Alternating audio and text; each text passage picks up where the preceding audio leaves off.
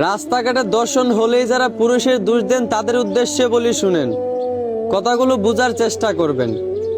রাস্তার পাশে দোকানে ঝুলে থাকা এক একটা কলা মানুষ সম্মানের সাথে 10 থেকে 5 টাকা দিয়ে কিনে খায়।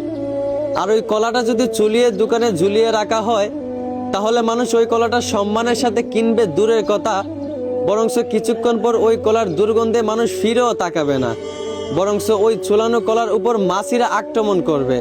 তাও আবার ভালো মাছিরা না, টয়লেটে থাকা কালো কালো মাছিরা। ঠিক তেমনি একটা মেয়েও যদি রাস্তায় পর্দা করে চলাফেরা করে, তাহলে ওই রাস্তার প্রত্যেকটা পুরুষই কলার মতোই ওই পর্দাশীল নারীকে সম্মান করবে।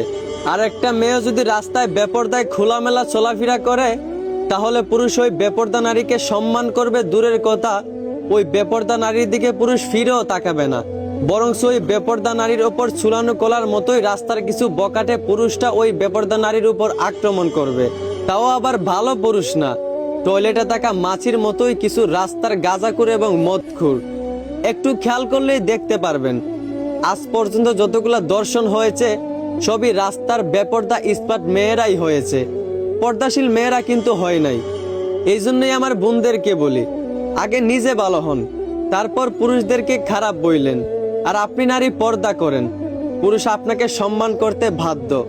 আশা করি বুঝতে পারছেন। ধন্যবাদ।